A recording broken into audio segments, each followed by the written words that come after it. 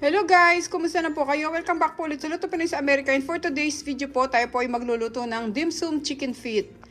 Yan, isi-share ko po sa inyo ang aking recipe ng dim sum chicken feet. Napakasarap po nito. Pwede pong ulamin at pwedeng maging appetizer. Ito po yung mga kakailanganin natin sangkap para po sa ating recipe for today. Paki-screenshot na lang po.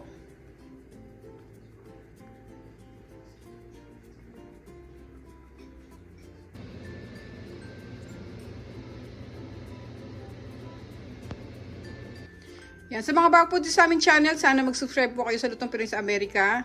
At i-check nyo po yung other videos namin. Marami po kaming masasarap na recipe doon para sa family nyo. At umpisa na po natin ang pagluluto nitong ating dim sum chicken feet recipe. Salamat po. Meron po tayong tubig dito sa pot. Sinalang ko na po siya kanina. So ilalagay po natin yung mga chicken feet. Pero bago natin ilagay yan, timplahan muna natin siya. Meron po tayo ditong salt, tapos black ground pepper, tsaka yung ating ginger. Pagsabay-sabay natin, lagay natin dito sa water.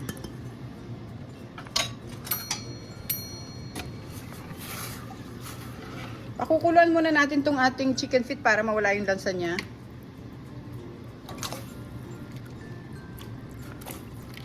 Lagay po natin lahat.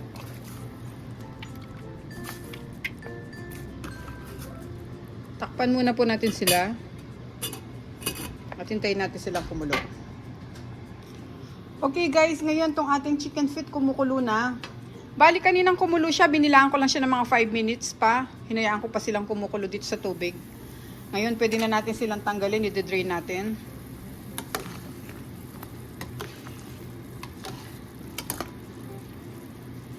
Kuha tayo ng ating salaan. Off na natin yung stove.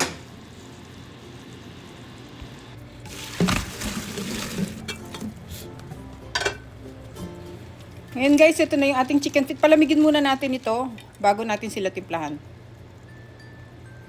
So this time guys, malamig na yung ating chicken feet. Lagay natin sila dito sa container.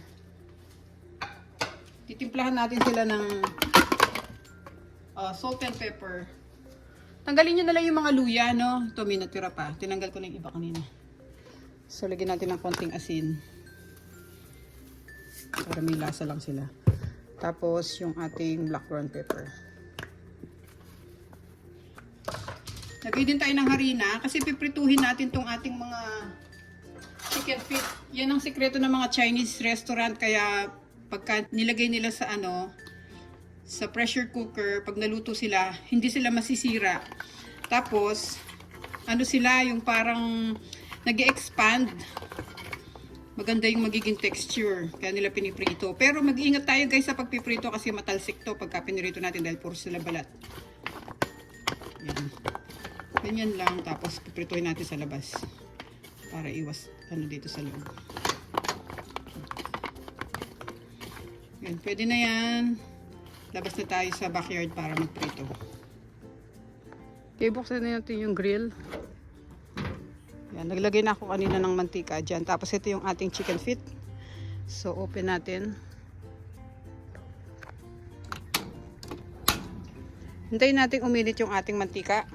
Tapos dito sa side na to guys, nagready ako ng tubig na may yellow. Diyan natin ibababad yung ating chicken feet ng 1 oras or 2 oras. Yan ang secret guys. Pagka naluto yung inyong chicken feet, hindi sila masisira. Tapos mag-e-expand yung balat nila. Kaya parang ang laki-laki nilang tingnan pag kumakain tayo sa ating favorite na dim sum restaurant. So hintayin lang natin uminit yung ating mantika. Mainit na yung ating mantika, ilagay na natin yung mga chicken feet. Mag-iingat lang tayo guys ha, kasi matalsik to kaya dapat talaga maglagay tayo ng harina. Tsaka pag niluto natin sila, hindi naman yung kailangan pritong-prito or crispy kasi ilalagay pa natin sila sa tubig.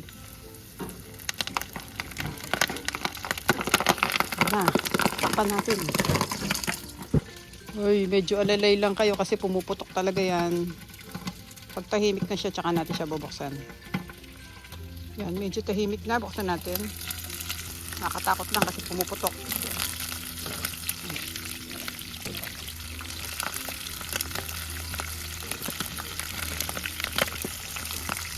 Lagay natin sila dito sa ating water.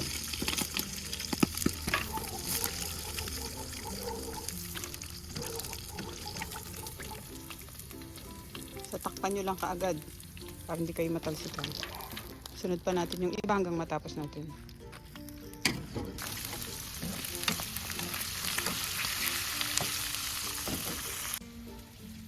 Buksan natin, tingnan natin kung okay na sila. Itong mga last part na pinirito ko, hindi sila masyadong tumalsik. Siguro dahil nalagyan sila ng harina sa baba. Konti na lang to at pwede na natin silang tanggalin. Okay, pwede na natin silang tanggalin. Off natin stove. At saka suggestion ko rin pala guys, pagka nagpiprito kayo ng chicken feet na ganito, huwag nyo masyado lalakasan yung apoy kasi kanina medyo malakas ang apoy natin dahil pinabayaan ko muna uminit yung mantika. Kaya yung una nating mga niluto talagang tumatalsik pero ito hindi. Yung pangalawa. Ilagay natin dito sa tubig.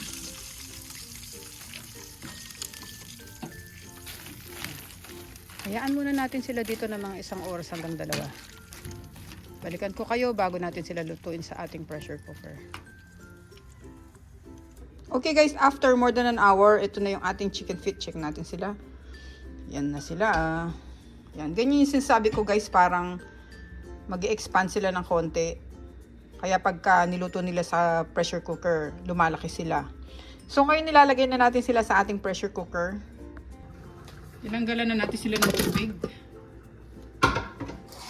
Tapos sunod natin itong mga ingredients na pinakita ko sa inyo kanina. Sibuyas, bawang, luya. Sama-samahin lang naman natin to guys. Yung ating sili, bay leaves, yung ating star anise, black ground pepper, at yung brown sugar. Binuksan ko tong ating tausi, to salted black beans. Tinanggalan lang natin siya ng ano niya, yung tubig niya. Huwag niyo isasama yun kasi sobrang alat to guys. Tapos buhos na tayo ng ating soy sauce. 1 tablespoon lang yung soy sauce na ilalagay natin. Tapos yung oyster sauce pala natin ang ating dagdagan. 2 tablespoon ang ilalagay natin. Kasi baka masyadong maalat yung lulutuin nyo.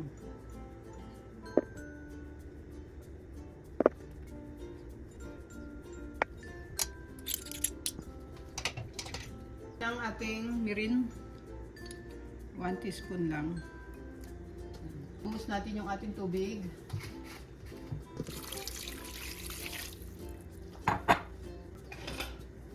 Haluin muna natin.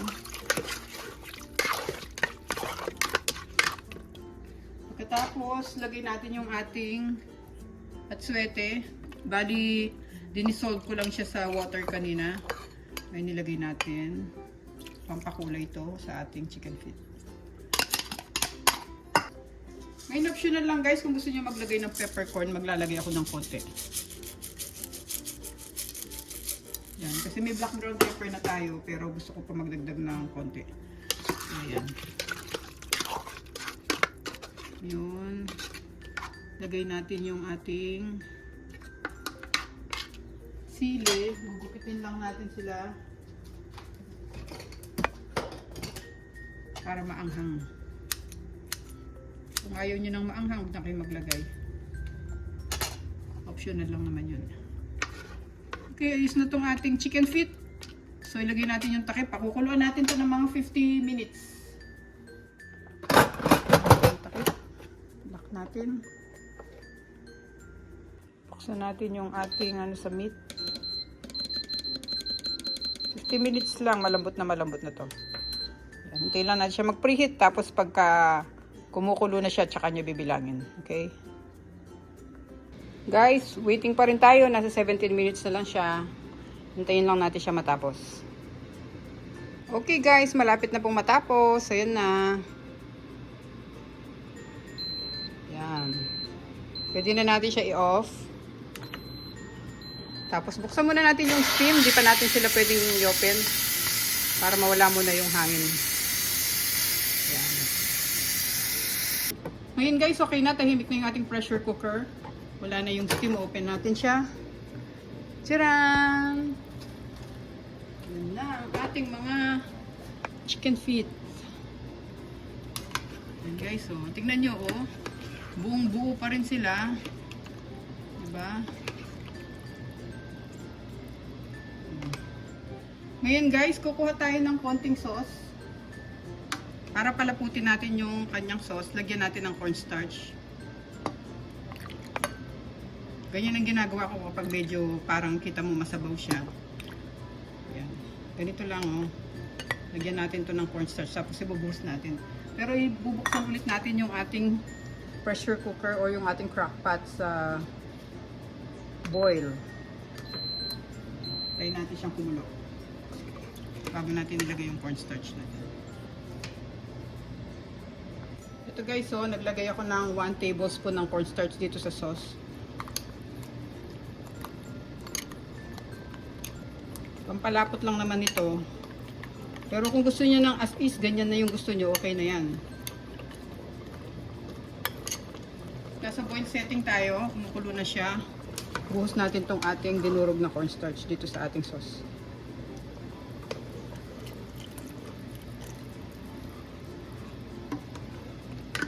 Pakuluan pa natin siya ng mga 2 minutes para mag-mix yung ating cornstarch sa ating sauce at lumapot siya.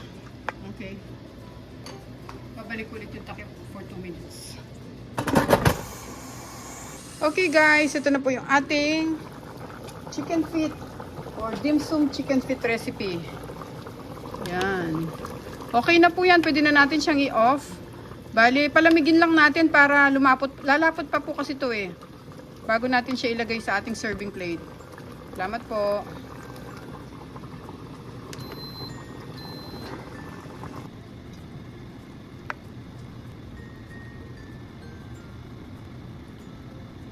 Okay guys, ito na po ang ating dim sum chicken feet recipe. Napakasarap po nito guys, gayahin nyo po. Hindi na po kayo bibili sa restaurant.